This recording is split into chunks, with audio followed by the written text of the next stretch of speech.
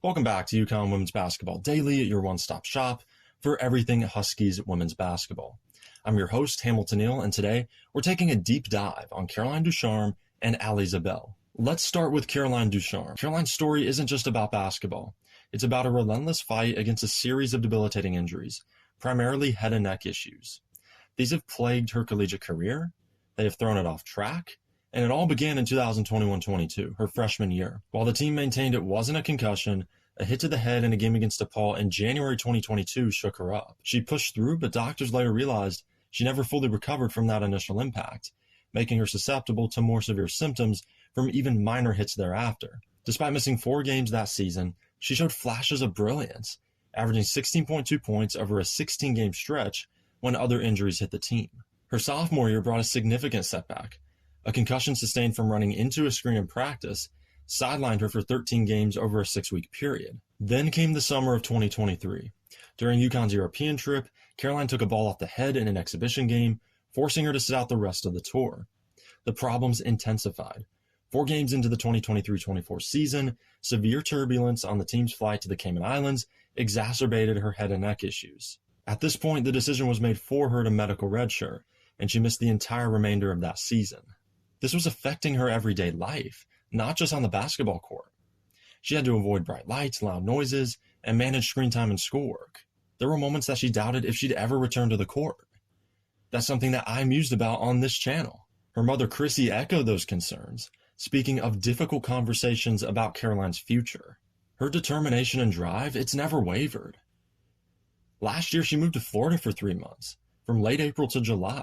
She got specialized treatment at Aviv clinics. This included hyperbaric oxygen therapy, brain games, and extensive physical therapy, focusing on eye tracking, balance, and reaction time. Coming back for summer workouts, she progressed and progressed and progressed, and finally, at the end of last season, she returned to the basketball court.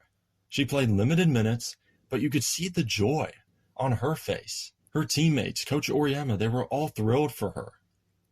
For her final season, Caroline is ready to leave it all on the court. She has the ability to change the game. She's not the best three-point shooter. If you look at her percentages, they're not great.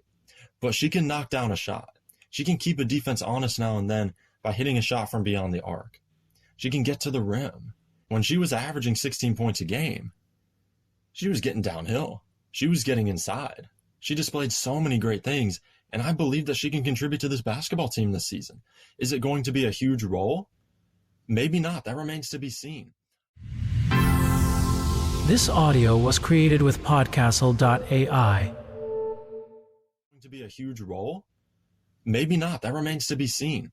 But her determination and resilience, it's just incredible. For someone to keep believing through all of it, through all of those struggles, you got to give her a pat on the back for that.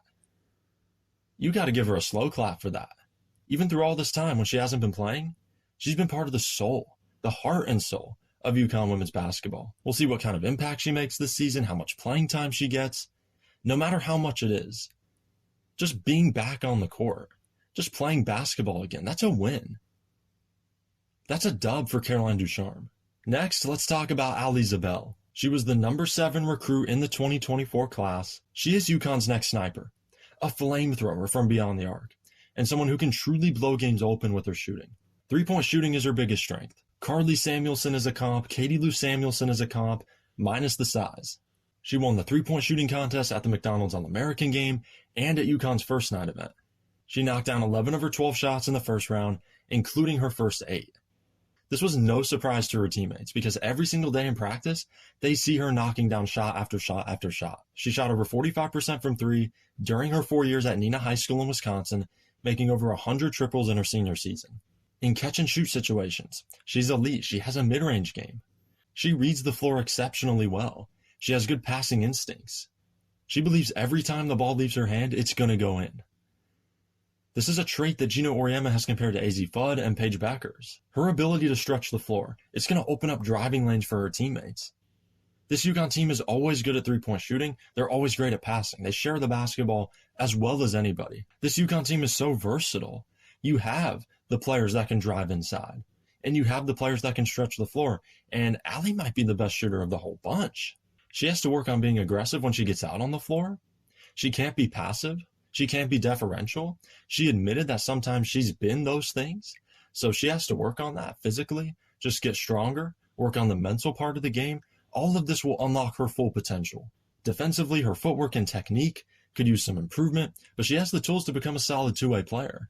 There was a moment last year when she had 17 points against Xavier. She hit 5 threes. This is what she can do. This is what she can bring to the table. Kalina Mosqueda-Lewis, Paige Bueckers, azzi Fudd. UConn has had these sharp shooters. Allie is next in line. Katie Lou Samuelson. UConn has had so many flamethrowers. And as she gets more playing time, as she gets more confident, as she works on her skills, she could be a star for this team. I've said in the past, she will be a star for this team. That's all the time we have for this episode of UConn Women's Basketball Daily. Thank you for taking the time to watch. I'll talk to you tomorrow. This audio was created with podcastle.ai.